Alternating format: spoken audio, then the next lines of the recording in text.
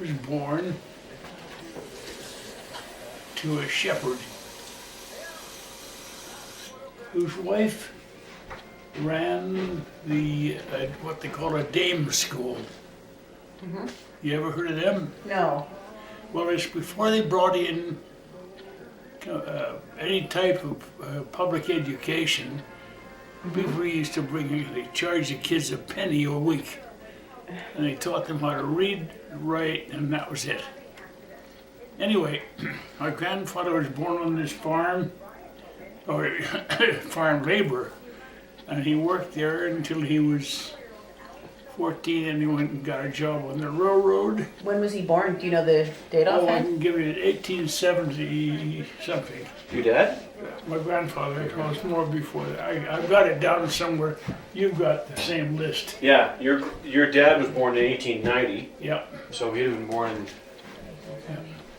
But my grandfather took a job on the railroad at the age of 12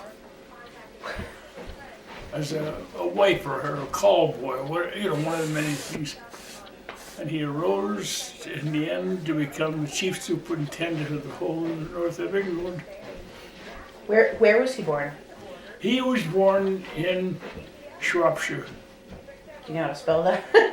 Shropshire. Shropshire. Shropshire. Sure. Okay. He married my grandmother, whom I didn't know. She died in 1927. But they had 5 boys and a girl.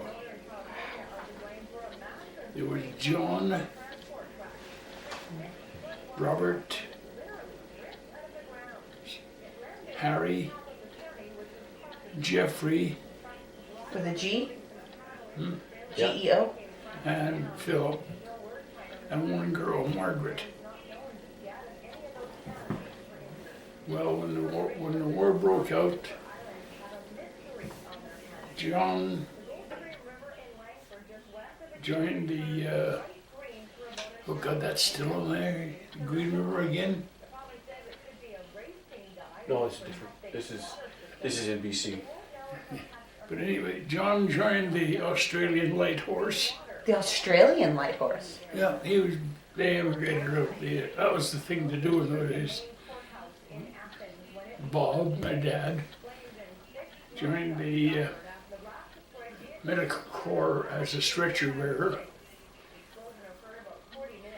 Not a pleasant job. Harry joined the Denbighshire Yeomanry. Denbighshire? Denbigh Shire. Denbighshire Yeomanry. Yeomanry, yeah. Which is it's the old militia cavalry they He's a had. beefeater. Yeah.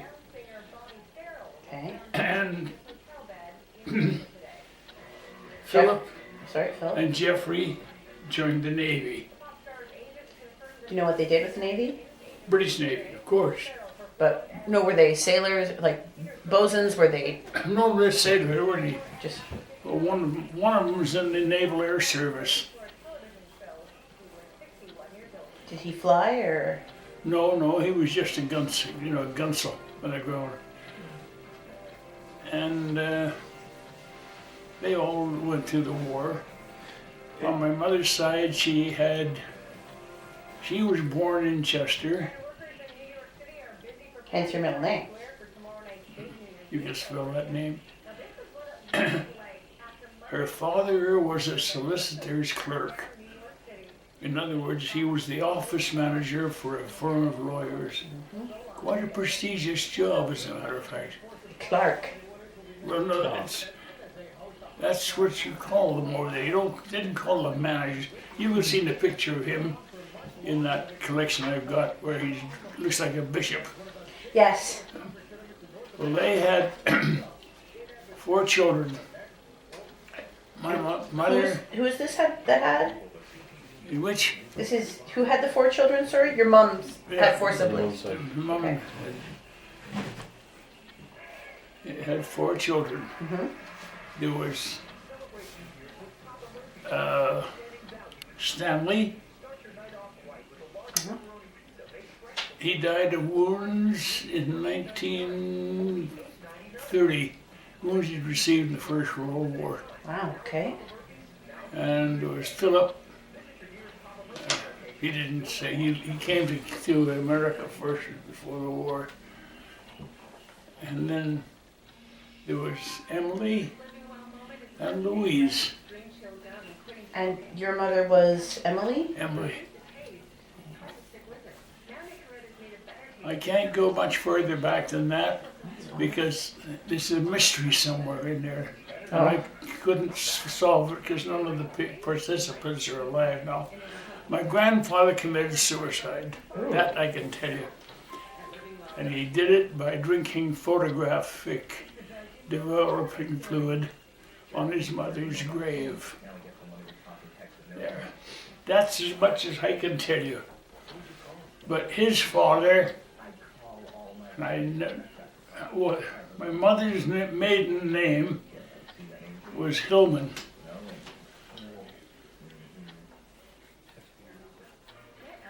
Then she married the Maddocks. Yes. And so the grandfather who committed suicide, is that your maternal or paternal grandfather? was my maternal, paternal grandfather. He was good. They all sanctified him. He was such a good man.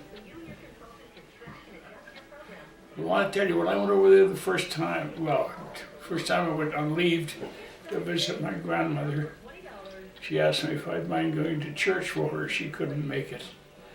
So I said, of course. So I went to church, and it was Jones Street Methodist Chapel. And where is that? That was in Chester. In Chester. And when she got in there, she said, tell them what your name is. So I did that. I said, well, my name is this. Oh, that's great. Follow me. And they pulled a key down off this board, took me down the aisle, and they opened the door to this private pew. So that's when I knew there was something there. Now that's as much as I know about my family. Oh, my great-grandfather on my mother's side ran a clay works, which doesn't mean too much nowadays, but in those days it meant men smoking clay pipes, sewer pipes, and porcelain stuff. And the soldiers built whitening material. That's it. And what was his name? So he was had to be Hillman. You don't know his first name offhand, or? Oh, I know nothing about him at all. Other than he ran the clay works. Other than he ran the clay works. That's as much as I know about it. Okay. I couldn't find anything other. By the time I got around to asking my mother, she was a little bit on the senile side. Did you want some tea, Peter? No, I'm good. We just grabbed something, Dad. Thanks. So that's as much as I can tell you about my family. Okay. So when was your father born? Where? When? Well, he died in Wait, He was born in 1890. 1890. Okay. And my mother was born in 1886. She was 4 years older than him. And her name was not Emily. I got that off the marriage certificate. Her second name was Emily, wasn't it? No, she was Alice. Oh, was she? Okay. Alice Louise.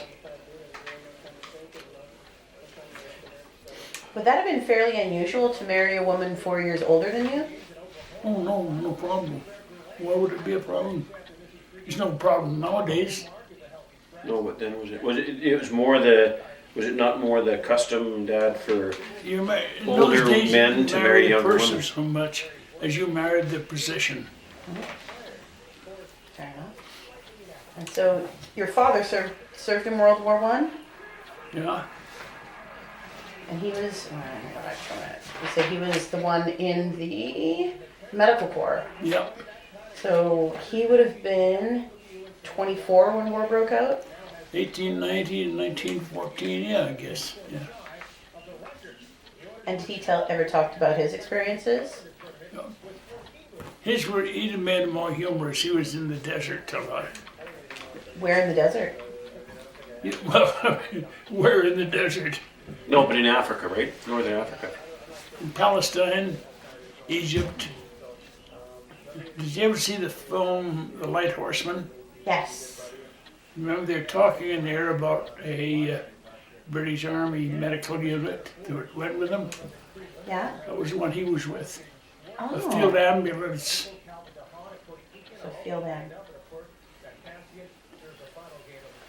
Was there some question, Dad, or not question, but was one of the reasons why, or the reason why Grandpa joined the ambulance corps was because he was against the war? No, Like a conscientious objector? In those days, nobody was against it. It was just not, well, like me, it was all adventure. Okay.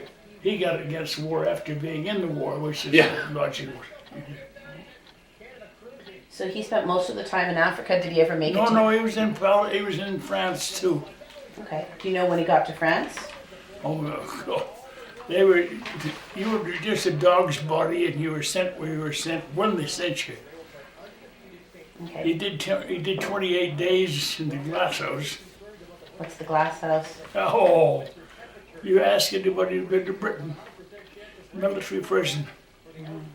You got that for thumping out a sergeant. He could have got shot, but the sergeant called him a bastard, and that was enough. Whack. Where's the glass house? Aldershot. Figures. Military prison.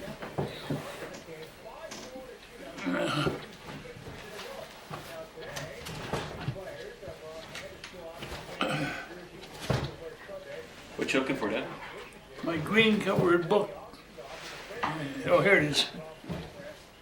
I got a picture of the wall of the glass house. Oh, really? Yeah, I'm leading a regiment right by it. Yeah. I think I still got the picture.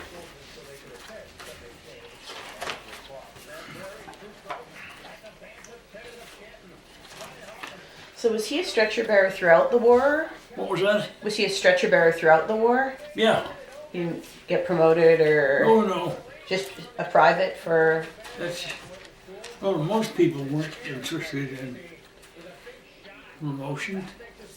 But I was told that in war times, field promotions were far more common. Of course, you're putting in dead man's shoes. Yeah. What was your rank by the end of the war? Gunner, You're still a gunner? of course. Okay. I was really offered promotion, but I didn't want it because it was responsibility that I was too young to handle. I didn't want. I thought if anything gets out of this war, it's going to be me.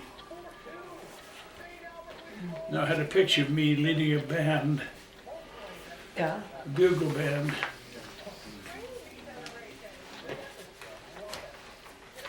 In Aldershot. So do you know when your father got married? When they got married? Yeah. Yeah, November 1921 in Stavely, Alberta. So when did they meet before that? They'd known each other before. Okay. Stavely, home of the world's first indoor rodeo, I might add. Yeah. And they've got a 27 centimeter trench mortar there. There you go. So what prompted them to move to Alberta? What's that? Why did they move to Alberta? Well, they got married there. My mother came up with her mother. Dad, take a look at that.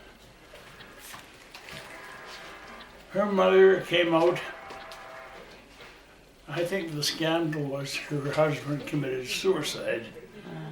And of course, in those days, in a small country town in England or a small city, it would have been an absolute disgrace. And I think,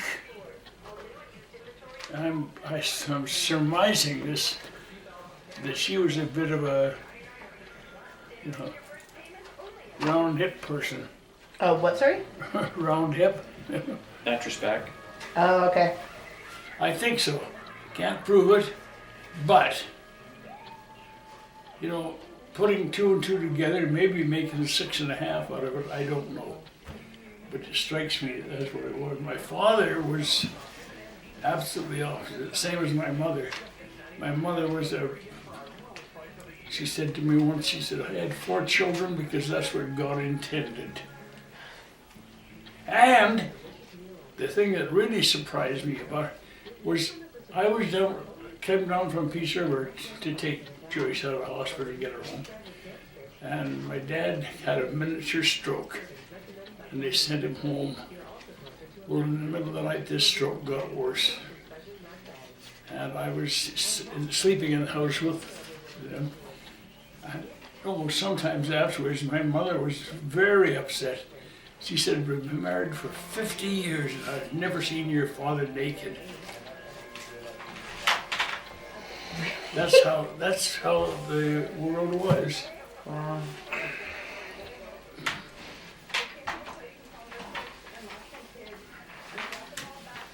I would describe my father as a very strict,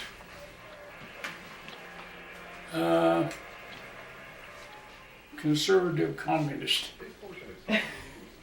Hard to believe, but he could, upper crust and all that, and then he could fit right in with them.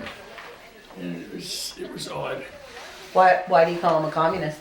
because he was for the working man. Like, no man never made $1 million honestly. That's what $1 million was something. Mm-hmm. And he'd been unemployed for quite a while during the early 30s. What was his main employment, like his main job after the war? After the war, he got into the post office. In 1914, 18 war. Yeah. Mm-hmm. Oh, he started out farming, and that finished it right there. Then he got any job he could get. They moved here right after the war, though, right? Your mom and dad. He got a bit of money. He got a homestead. He got hailed out 2 years in a row. That was the end of it. Moved to Ashmont. Where's that? North. That was up near St. Northeast Paul. of here, about 100 miles northeast of here. And we lived in the coldest place I've ever lived. You froze about 3 feet away from the stove. It was a big old log house.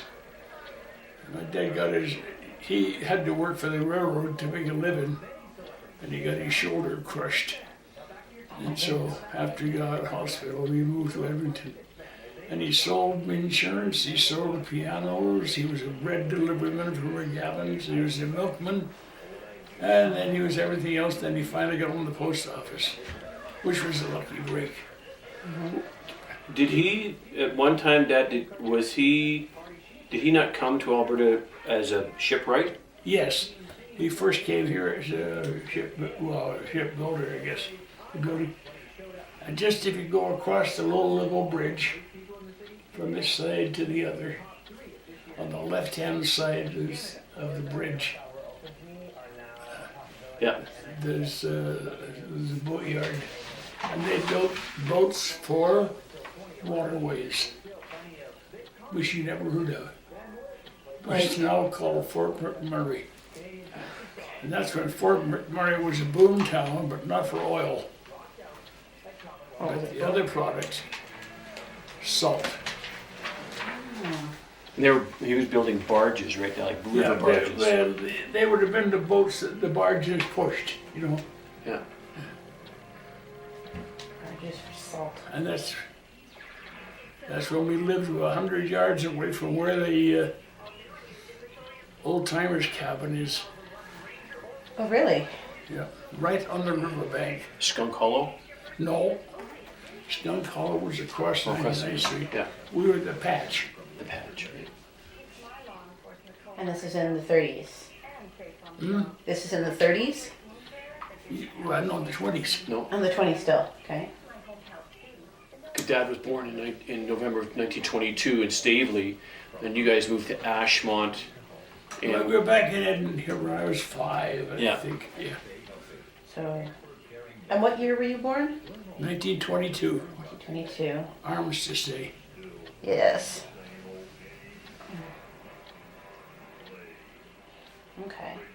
And so how long did you live in Edmonton for?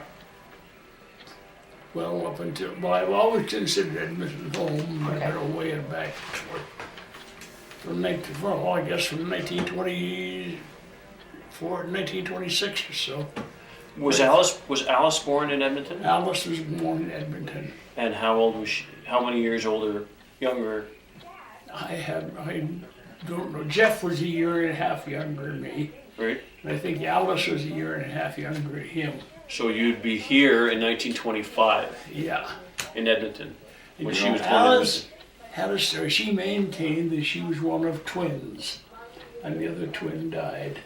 Yeah. And I would have known about that. I would have found out about it somehow. Yeah. Because my dad, at the end of when I was growing up, started telling me the odd story about family background. I think like Stanley. You know Stanley and Livingston, Yes. a relative. Yes. Because he was born in a poorhouse. Stanley was. Yeah. Okay. His So- mother was a town milkmaid, and his father was the town drunk. In the place in Denbighshire. Then he was adopted, jumped ship, fought on two sides in the American Civil War, and then got adopted by a newspaper man and became a reporter. So you have two siblings then, Jeff and Alice? What's that? No, and Art, And Art. youngest. And when was Art born? Oh, well, he's about 7 years younger than me. Okay, so about 1929 or so. He's the only one that's left. But his wife died last year. Okay. So you were the oldest of four? You were the oldest of four? Yep. Okay. Still. Now you're the oldest of two. The elder of two. The elder statesman. That's right. Okay. All right. And so, Now on your mother's side, or my wife's side, Jeff's side. Okay. all I can tell you is her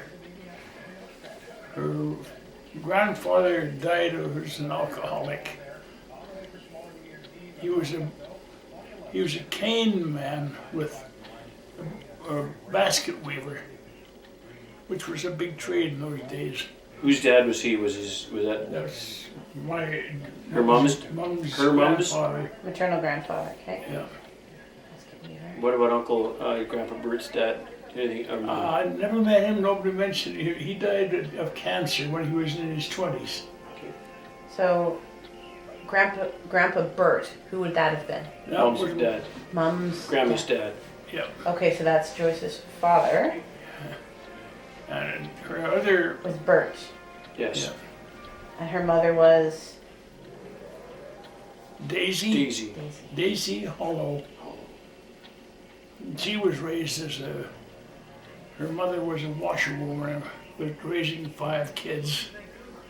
Did a hell of a good job of it too. 5 kids. Do you know the names of all of them? Oh yes. Yeah. Alice M. M? Is it Emily or? Yeah. Alice M. Bess. Stan and Jim. And Daisy. Jim. Daisy. There's 6 kids. And Joyce. No, Joyce No. is the next generation. That was No. that was Joyce's mother's Oh. generation. So. oh, Joyce's mom is Daisy. Oh, okay, so Daisy had 5 siblings. Yes. Okay. No, Daisy didn't. Yeah. Oh yeah, she did. Yeah. Alice, Emily, Beth, Stan, Jim, Daisy. Okay. And And she married Bert, yes. whose mother had raised. Well, I didn't meet them all. I didn't meet. Yeah, 2 more girls and a boy. No, 3 more girls. And his And I've last. never met a couple of them. I never met. Okay. And she, Nor will you anytime soon. No. His last name is Axby. Yes, that one I got. Good. And so Bert and Daisy had how many kids? Just Joyce. Wow. Yes, Well, yes, Joyce. That was the fashion in England in those days. And I should have been out here, but you couldn't get birth control in all these years. Yeah. It was illegal.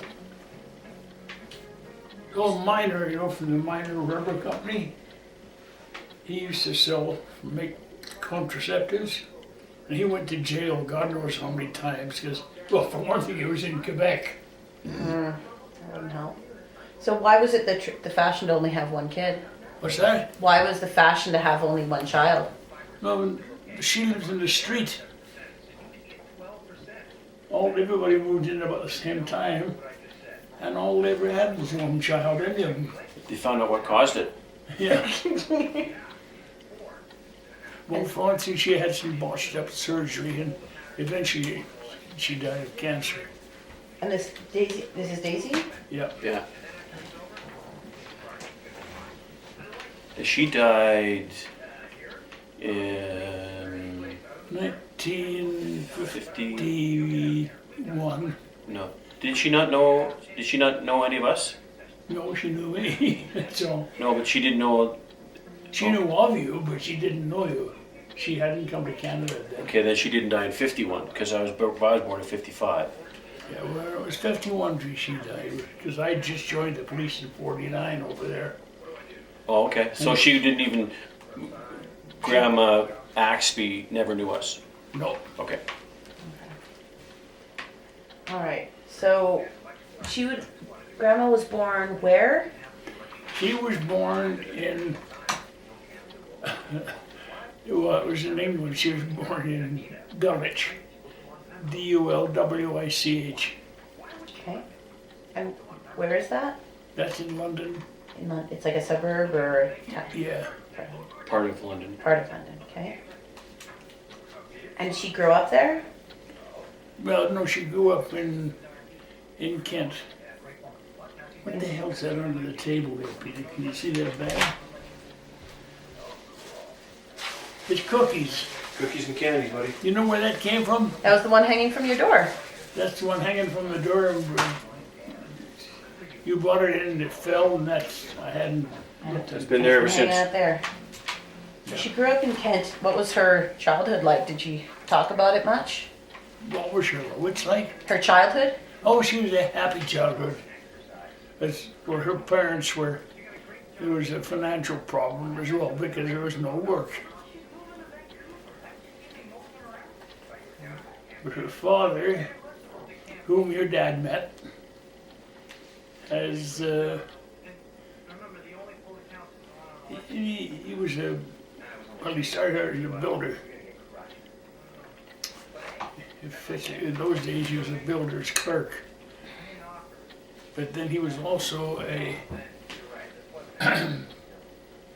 suppose you have to call it, he was a Landscape gardener. landscape gardener, yeah. Well, some of those landscaping gardeners' job, they weren't like bringing in a truck, they brought in, put in a railroad track of their own. Nice. In one of them down there where I was in the police, they even cast stone to make a castle, Yeah. the ruins of a castle. That's enough to get you going for a little while for, That's a little bit. Oh, makes it easier. So you scare my little puppy. Yeah.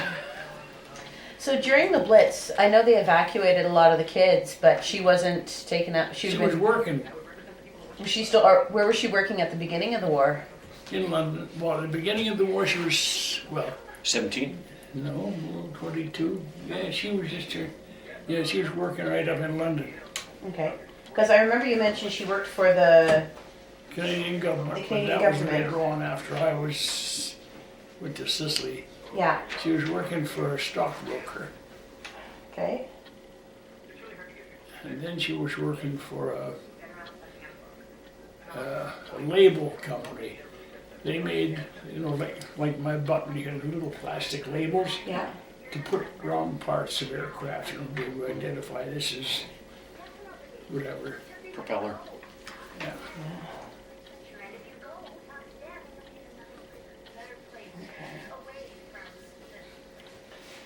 And one of the things I wanted to ask, kind of going through all the other stuff, is in Sicily and Italy, like when the battle was going on, what was kind of your main?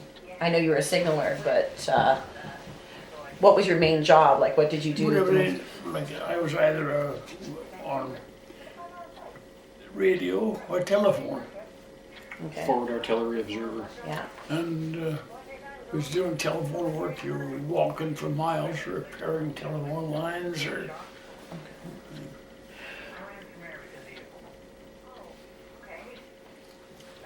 Did you spend much time on the guns at all? on the gun. No, No. I was only there a couple of times, and that was when they wanted somebody. They wanted me on the guns at all times. One of they became the RSM. Guess I was sort of lightning fast on the breech, and so he had me on his gun, especially for competitions. Yeah, Yeah. but they also wanted me to become a sniper. Really? Well, I won the battery runoff for shooting. You know, the line everybody puts in so much. Yeah. I have fired a perfect target. And next thing I know, I'm in the order room and they're interviewing me about going to sniper school. And I said, no way! Why didn't you want to be a sniper? They didn't take snipers prisoner. And even in those days, I think now, but I never thought about it until recently, you'd have the temperament of a hitman. Sounds good to me.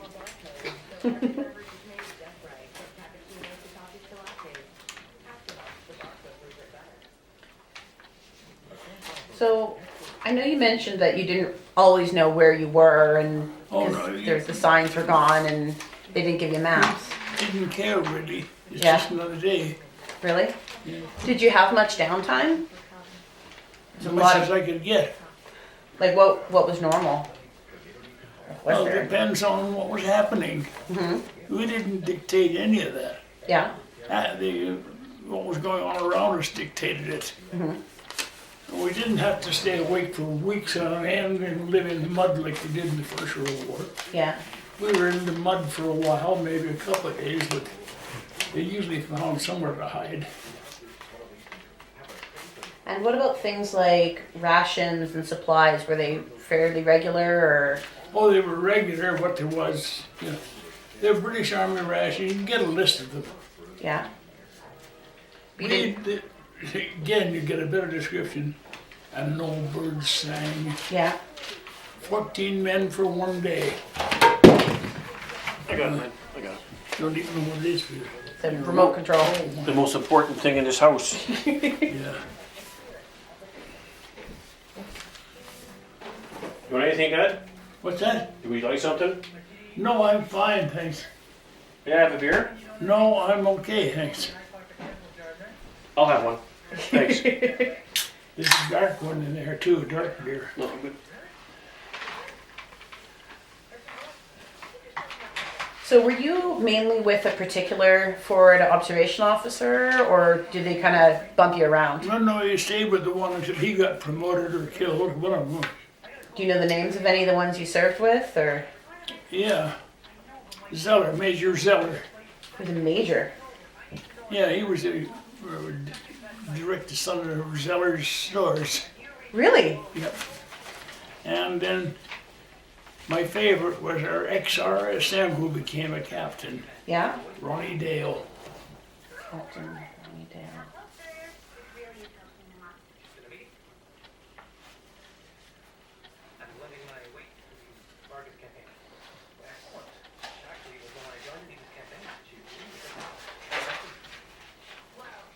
And so how long would you normally be at the observation post?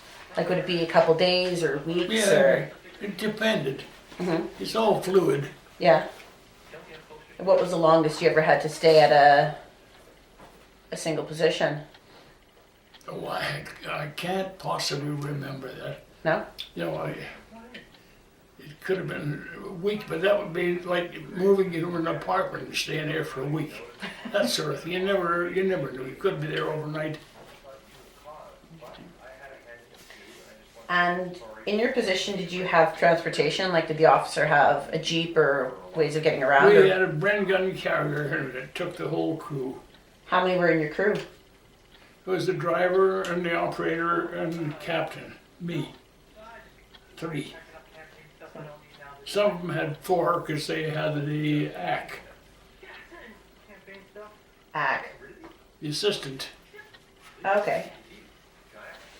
Operator, the radio operator, you mean? You know. Okay. And then the captain. So you had your own driver then? No, I was riding Well- with him. He was. The captain had his own driver. So would he stay with you in your position and drive you around? Pretty well. He Yeah. wouldn't drive us around anywhere. You got in a position, you stayed there. Yes, but he would take you back when you were done or Yeah. when you were called off the position. Okay. That's kind of handy. How else you going to get there? I don't know. I've heard of Ford observation post walking for like 20 clicks to get to a.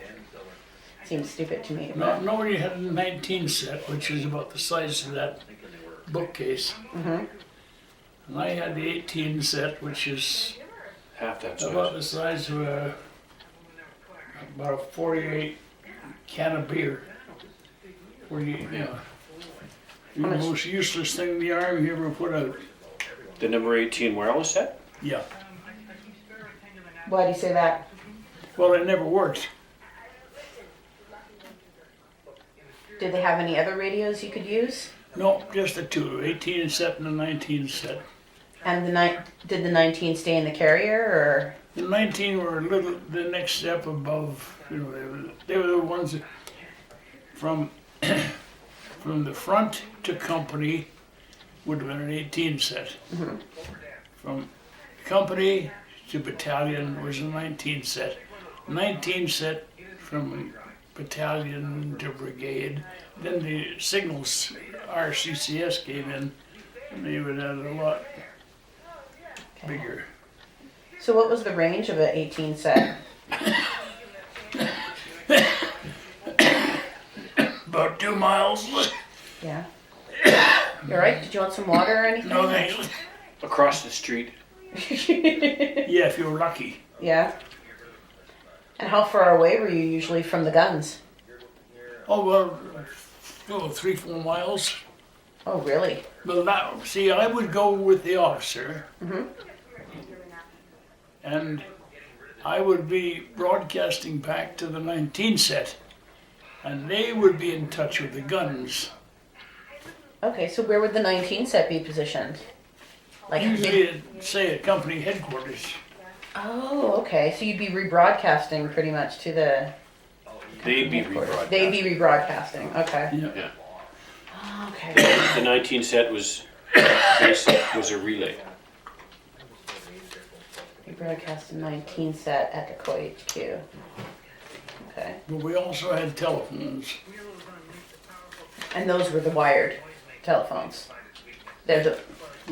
So did you have to run the wires yourself? Yeah, well, I got it. Have you seen that picture of me and Cicely on the?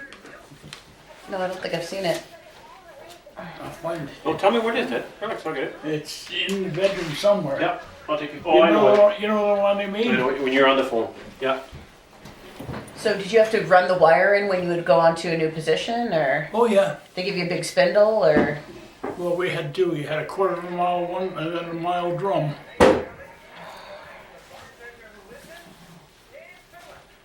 And where would those be connected to? Like your set would go to.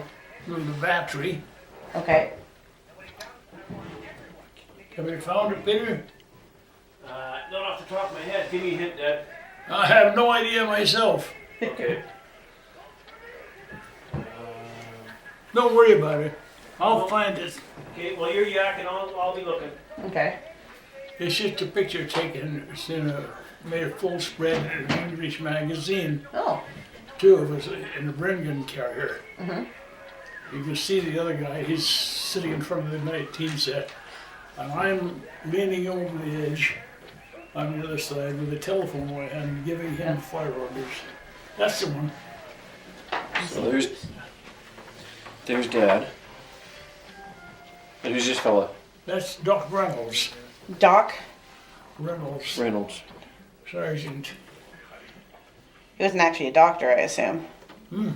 No.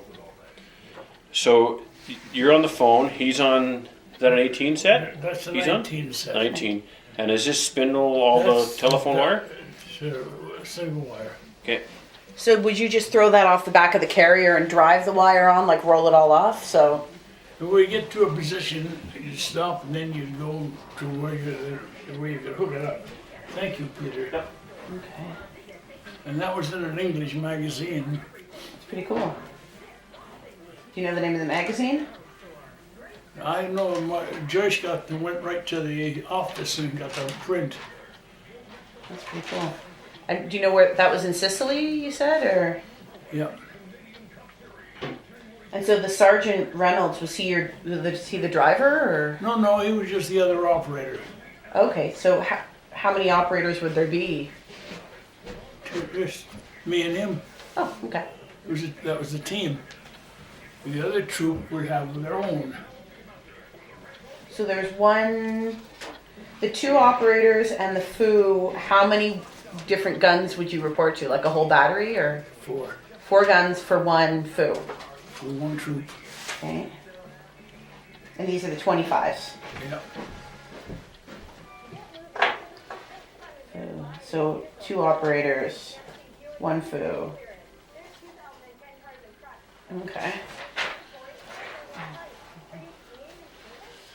And so were the phones pretty reliable? With the phones. Reliable? Oh yeah. Dawn 3 and Dawn 5. Dawn 3 and 5. And what were the difference? Well, 5 was a more modern version of it, but it was just sort of failed telephones. You know we still use them.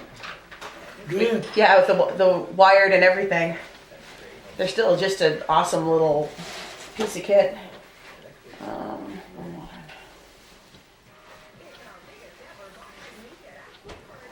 So with the when you got into Italy and it started really raining, did that have a big effect on the radios? Oh yeah. Yeah. Actually got worse? They actually got worse? Some kid, they spun out or that. We didn't bother. As long as we could, that's what we sometimes had dispatch riders for. Oh really? Yeah. Worst job in the army. Yeah. What would they be runners, like actually running, or they had vehicles, or? They had a motorcycle. Oh really? Yeah. Wow, I didn't know that. Snorting Norton. What's that? That's an English motorbike. It was reliable, but it didn't sound like much. Okay. The military police had Harleys, but they didn't go off the road much. So the motorcycles that they rode, they be like dirt bikes, like just little Oh no, off-road? they're bigger than that. Okay. The battery sergeant major had one. Had a Harley or a? No, Snorton Norton. And we had 3 dispatch riders that were 3 dispatch riders per battery. battery. And then each signal sergeant had a motorcycle. And the signal sergeant would have been the one that the Sergeant Reynolds, was it? Yeah, no, he was their operator. He was also the sergeant, but again, everything was fluid. Yeah. He wasn't designated as a signal sergeant. He was a sergeant working with That's Dad right, yeah. at the time. Oh, okay. So 3 riders per battery. You're more interested in the technical side, aren't you?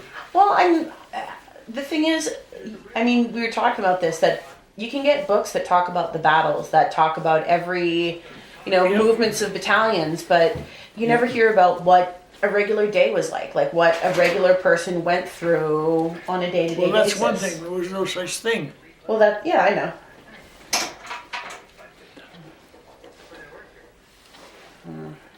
I've got a paper cover, the book on the history of the 25-pounder. Yeah. I worked on the ones before the 25-pounder, Which were what? 4.5 howitzer. Before the 25 came in, they used to have what they call an artillery brigade. There's 3 18-pounder batteries and a 4.5 battery. And this is 4.5 inch? Inch howitzer. Okay. That's, None of them were as good as the 25-pounder. yeah? It's a superior gun. I didn't ask you to come and do my housework, Peter. You didn't ask me at all. No, I'm just baggage. And what about, I know you mentioned that the rain was so bad that you kicked open the mausoleum door to sleep. oh yeah, that was Where else would you be able to find to sleep? Like, out in mud. did you have a tent or shelter of any Not- kind? Not when you're on the move, no. No? Like nothing in the carrier that you could put over it to sleep There's inside? nothing there. We're up in the, you're either in Sicily in the dirt, or you're up in the mountains in the bush. You didn't have like a little pop tent or something you could Oh take no, we with you? didn't get those until you were like in the rest area. They issued you a pop tent. Okay.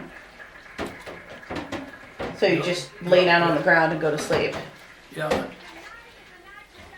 We're the worst piece of equipment in the army ever had. A ground sheet. You said it was the 18 set. Oh, Peter, I could curse a whole lot of army equipment. The second worst one was the up there. Second worst one was a ground sheet.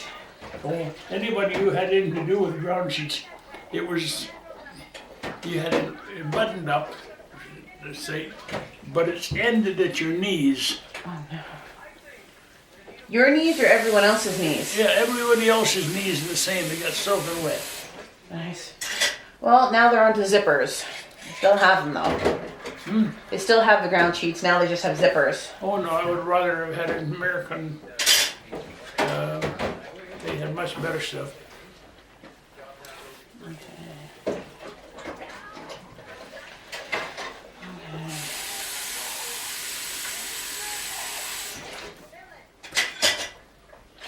We prefer our own rations. Yeah. The bully beef over spam anytime.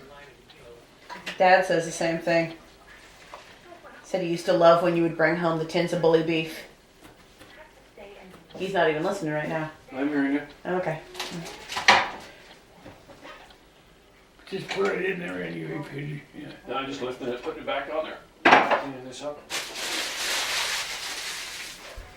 So, when you were on the move, were you with the battery, or did you stay in the Brendan carriers, or? In the Bren gun carrier all the way through, that was our transport. And we might only move 2 miles, or we might move 50 miles. We didn't know. How did you find out? Like, who knew? Were you just in convoy? Then when they stopped, we said, that was it. So they would just say pack up, and you'd fall in with the battery, and then when they stopped, you We deploy. moved, the battery was ready to move. Because Dad kept saying, "Are we there yet?"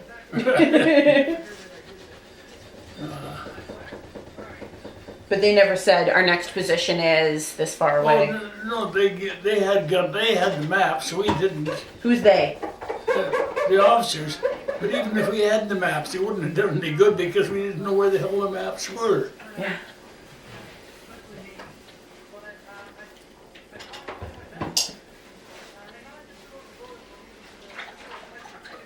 And so, how big of a convoy would it be? Just the one battery, or would you move? Depends. Yeah. Depends if it was a brigade move, or if it was a battalion move, or if it was the divisional move, or whatever. Could have been 20 vehicles or 2,000, you know, depends on the size.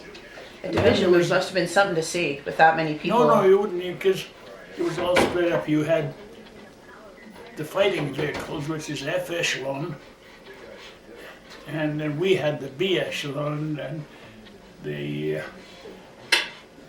infantry had their X echelon. So even in a division move, you'd be split up into your own echelons. Brigades, Into brigades. Okay. and that's a lot of it. That's 20,000 men. Yeah. How many field pieces were in your battery, Dad? In a battery? 8 in the troop. Three troops make a battery. Okay, so that's 24. 24, yep, that was it. 3 troop battery. And that was, which battery was that? Not the one I was in? Yeah. The 92nd. 92nd battery of 3 RCA, not HA. No, there's only one RCHA from before the war. Yeah.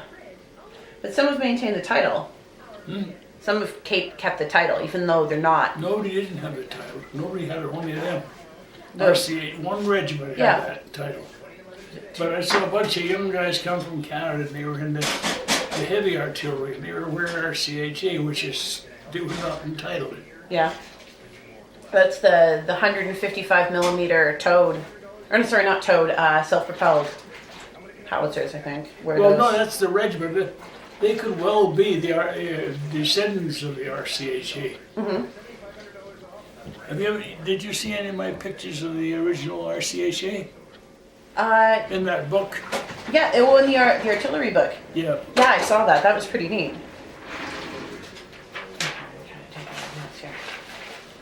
Whew, that's thirsty work. Have some beer. Woman's work is never done, Peter. Yeah, it's true. So once you moved, once he moved you over to France, did the job change much, or the No. same thing? Same thing, end of the war, tail end. Yeah. By that time, Excuse we me? were all old sweats at it. We knew what we were doing. So by the time you were by the time you'd done it a few dozen times, you must have been able to pack up and move pretty quickly. It's the same as when you can't be a soldier until you get shot at, Okay. but you only need to be shot at once. Okay. I think that's the same as being a policeman, you know. That navy blue uniform doesn't protect you from anything. But until you've had somebody take a swing at you, you don't believe it. So how fast would the battery be able to move onto a new position? Like how fast could you pack up and get onto a Well, con? it depends on how long you'd been there. Yeah. Did they take a lot of time to develop a position or dig in the guns or? No, sometimes it didn't dig in. Our guns were on platforms. Okay. Oh yeah. Yeah.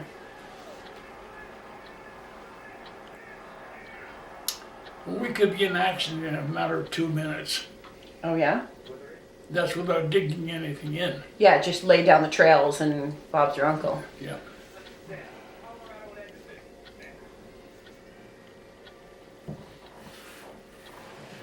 And how fast could you be off? Depends how fast they were shooting at you. Did I you don't ever? know. We never had to do it that way. Yeah. Were you ever? Did you ever have a position nearly overrun or? No, never over. We were shelled out a couple of times, but never overrun. Really? That shows infantry and armor coming at you very quickly. No, we had the infantry shield between us. Mm-hmm. And when you, do you remember a time when you were almost shelled out? Yeah, Yeah. near Ortona. Okay. And what happened? They just shelled us. I don't arrive back. I mean, most of them got into this position. They shelled us one night, and lucky enough, I'd taken over a slit trench that had belonged to a guy who got killed. Mm-hmm. That bloody thing. I thought, Jesus, this is the best slit trench I've ever seen. The walls were lovely, and they up above ground were cases of mortars, or mortar cases. I didn't realize until afterwards that they got them so full of mortar rounds. Nice. What was the effective range of the 25 pounder? That's a specific I can't tell you, but it depends on the ground. Right. Like on ice here, it would go in all which way. Right. If it was in soft soil, it would dig in a bit. Yeah. Same as any field piece. Like a couple miles? Or no, Shorter than that. or it would only be a matter of, say, 50 yards. No, that the kill radius would be 50 yards. You mean? No, what effective range? Oh. So how far could it fire a shell? 1,700 yards. Okay. So that's Mile and change. No, 17,000 yards, sorry. 17,000 yards. 9 miles. Yeah. 8 miles. 8, 7, 6 miles. And it also depended on the type of ammunition, whether it was smoke, armor piercing, or HE. Did you have anything else like para flares or? No, we had just, we'd have flares, but not too often. So smoke, HE, and AP. Yeah. And it was 2-piece ammunition. Yeah, same as now. And so 17,000 yards was at charge 5, I assume, or No, but charge 4. charge 4. Yeah. Did you have a charge 5 or No, a charge 4 was as high as we went. charge 4 max? Oh, well, we did have a supercharge, but we never used it. Why not? Charge 3 was as much as we ever used. Really? I'll put this up here. Thank you, there's no room in the fridge for them. No? Okay, marmalades there too. Yeah, there's a green one there too that was lovely. Mince, olive. Oh, the tapenade, yeah. How do you use that? I use it on a ham sandwich. It's great with crackers and cheese as well. Good. I never went charge than, I went higher than charge 5. Don't put any more weight, Peter. I'm glad you're trying to work my way down in that. Like the bin is full. Yep. So, sorry, you're near Rotona and you took over the slit trench, and then what happened? I got rid of the shells and dug a little deeper. Nothing else. It was only an hour or 2 shelling, not much. So did you stay in the trench during that, or? No. When you heard the shell coming, you got in the trench. How would you know how close it was other than, Oh, you know, that's what ours isn't to get in. yeah? And so everyone had to pull off the position, or? No, you stayed in the position. Yeah? But it's one of these things, your ears get attuned to where it's going to be. Mm-hmm. Like you wouldn't know where a shell was going to land. I've had the experience, I know that's going to be close. Yeah? But it's only an experiential thing. No, I know one guy who got to call in a danger close once in Afghanistan. He said he'll never forget it because they're falling half a mile ahead of him, like right over his head. And There was a cartoon came out from Herbie. I think it's in that book. Did I give you a book earlier? Yeah. Yeah.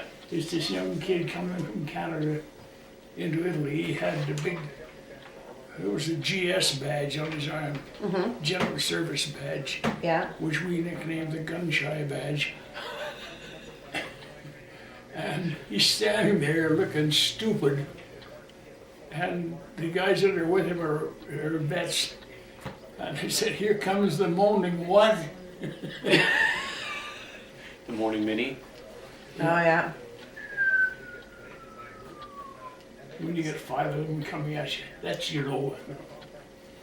So the whistling meant it was close. well, whistling meant it was in the air. Okay.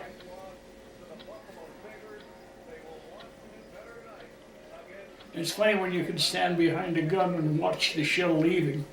Yeah? Yeah. Did you get to do that much? Well, no, every time I stood by one when they were firing, I could see it. So it was passé after. I didn't bother you. Didn't make any difference to you, I think. In the food position, could you see that? Could you see the fire landing much? No, it's too far away. Too many things in between. Yeah. When you're in the OPEP, you could do it. In the Observation post. oh yeah, That's what it was all about. yeah. Again, you gotta read Farley Moore. I will. I promise I will. That'll tell you more about the Army than any book I know. There you go. Did you see my flashlight I got the other day No. for present? Holy crow, that's bright. Doesn't show a strong light, but And it's purple. Yeah, the LED ones are great. They're bright as hell. Yeah. That was a present from the people here. The same as my gloves and scarf. Maybe if you just pay the electrical bill, you won't have to worry about that. Okay. Still got to write change of addresses. Well, I'll help you do that. I wrote 2 or 3, but I haven't done the rest. I'll help you. You can do it for me if you would. When you do Ottawa. Could you write to take your machine and just go to Ottawa? We'll give you an address because you send them a message and say cancel my present address. Sure. Good. I got Is that what it is? orders there, that one.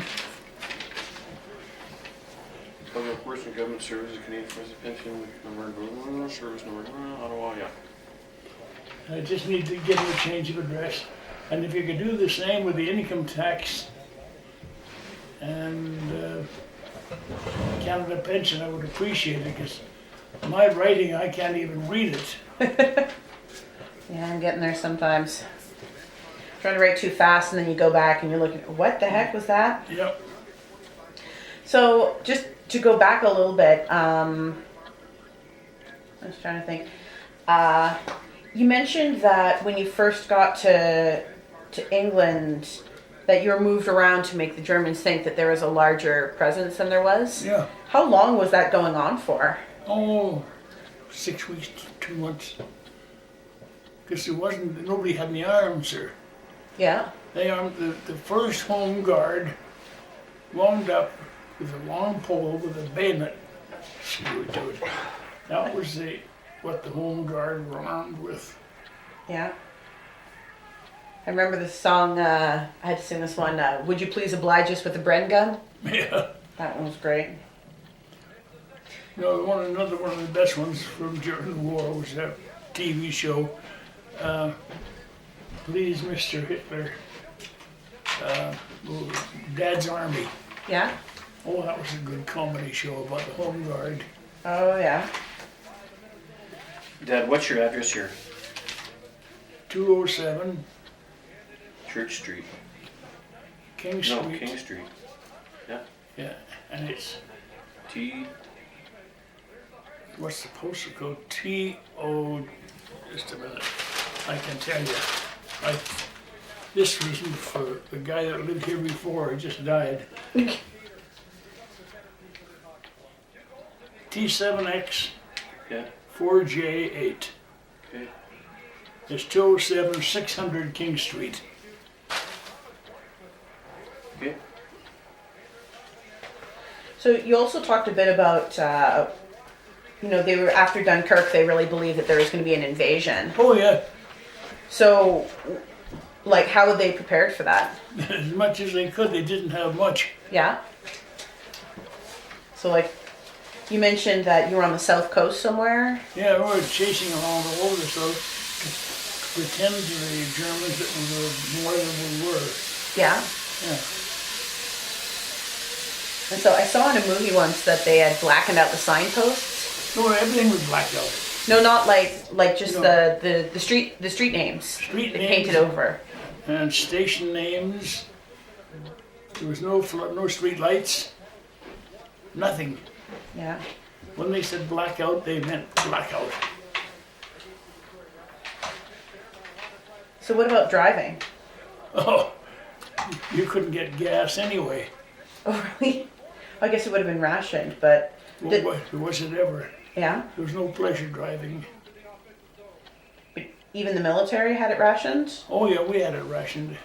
So how would you drive at night in a blackout?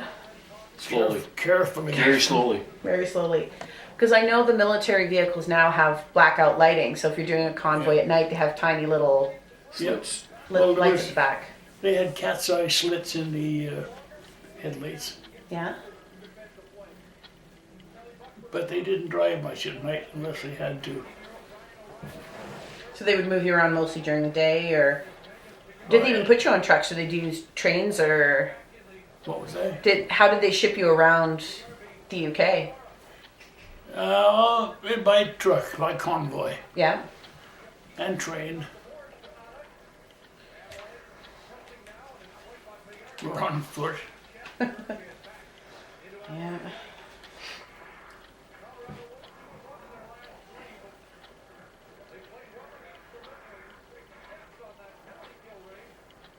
And so they would just ship you to a new position and then do what? Well, no, we just moved.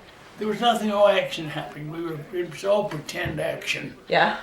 like on schemes and that, you know. Training. So just maneuvers or something, That's and about then, it, yeah. and then move you to a new place, maneuver around a bit. And Yeah, sometimes a day, sometimes it was a week, sometimes you never knew. yeah. When you went to England, Dad, were you already designated to be in the artillery? Yeah, well, yeah, I joined the artillery. Okay. Yeah, 'cause you mentioned you did the signal training in Kingston Yeah, in September of '39. yep. And you talked about joining the Edmonton Fusiliers at the age of 13. And was that like a cadet corps? No. No. It was the idiot militia. Idiot militia? Well, that's what we used to call them. Why is that? Well, because we thought they were idiots. Okay. So how young could you be? Well, I was exceptionally young, Yeah? but then I carried myself as a, As a 14-year-old. private. I was 6'2" anyway. At 13. Well, I was 6 foot then. Wow. Don't know what they were feeding you. And so, Well, you saw that picture of me in uniform. I'm 15 there, yeah. and I'm 6'2" there. Yeah. So did they ask your age, or Oh yeah, did you tell them the truth no, I told him I was 18. when you were 13 and they believed it? Yeah. Wow. All they were interested in was a body to fill a uniform for 2 weeks. So you didn't need to produce a birth Oh certificate? no, not for 2. They knew you were going to be there for 2 weeks and you weren't going to come back. You were at the end of the camp. You had it in your uniform, and you got the amount of money that was due you, which was $1.25 a day for the 10 days that you were away. Then you were finished. You were struck off strength. Yeah. And when they resumed training in the fall, you came back and you got a uniform and you started all over again. That was it. And in '39, when war broke out, they never even then asked you for any proof of your age, or? No, they asked me my age, and I told them I was 18, but I'd been in the same unit, you see, for a year or 2 years before. So they Must have thought you were about 25. I went in and I had a note from my mother Yeah. to give me permission to enlist on boys' service. Yeah. And the officer who was doing the recruiting said, "You want to work for 65 cents a day?" And I said, "Oh, no, sir." He says, "Well, tell me you're 18. This is the recruiting officer." Really? So I told her I was 18, and that was the end of the game. Because the boys' service, what would you have done with them? Been a trumpeter, which is what I was all during the war. But they paid them less than the full soldiers, obviously. You got 65 cents a day as a boy, Yeah. And how much as a private? $1.25. Which you're already earning when you were 13 years old. Yeah. It's the same as like the boys' service is something that ended in the army. They had boys' regiments, but the mounted police still had boys' service. They had boy trumpeters. And how young could you be and be in the boys' service? Oh, I don't know. wasn't interested. I hadn't even thought of it. If I had, I would have joined. Were there? Regular. Did they send boys overseas, like quite young? No. If you were under 17, you couldn't get in, go as a boy. But it worked out for me. My best friend was a year older than me, and they kept him back. That's funny. Who's that? Doug Johnson. He's my best man, too. Yeah. Right. Did you meet up with? You obviously met up with him later if he was at the wedding. Yeah. Doug Johnson's that guy there in the photo, right, Dad? That's him, yeah. Doug Johnson. Sorry, I said Bill. Yeah. His brother was older. He was in another battery, different regiment. So was Doug in the artillery as well? Yeah, he was in he was in the same battery. Oh, in the same battery. What was his job? Or was he just on the guns? Signaler. Oh, he was a signaler as well. Yeah. That's handy. So obviously Doug wasn't 6'2". No, he wasn't 6'2". Look at the picture. He's about 5'8". Oh, he's the one on the far left here. Yeah. That's funny. I'm the one in the dress blues. I assume so. You're the one that looks like you. one that looks like you. You're the one that looks like me. And the other two women are my dad's cousins, Yeah. Rennie and Babs Toole. And mom's maid of honor is Daphne Hayter, Daff. or Peggy Hayter, I should prefer to be called. That's funny. So he obviously met up with you once he got, like a year later when he got overseas. Oh, yeah. Okay. He came up to us as a reinforcement, or into England as a reinforcement. Okay. I've heard a lot about the attitude towards reinforcements, that the guys didn't really like them as Well, much. it depends. Depends on the reinforcement and depends on the time. Mm-hmm. Like, if it was when they were in action, that's different. But if you had a chance to get somebody in here, build it for a month or two, after a while, there's actually the people we didn't like for the Air Force. So a battlefield replacement, like what would happen to them if they came in? Oh, they didn't know enough to come out of the rain. We've had guys come up that didn't know how to load or fire a rifle, Really? and that was in action. So they would just put them on a boat and send them off to Italy and Yeah. They were scraping the bottom of the barrel.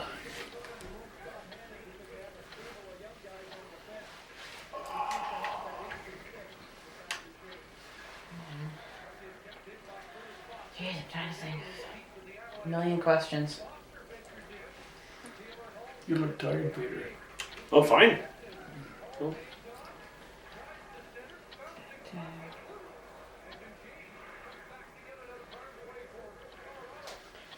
What time's your flight tomorrow? 8 p.m. Oh, So that's not too bad. is Debbie working tonight? No, she was a little bit late coming home, and she had to go to London Drugs in St. Albert. We bought a pretty high-end camera for her for Christmas, Oh, yeah. and they said when we bought it that if we found the same camera advertised for less within 30 days of purchase, that they'd match the price.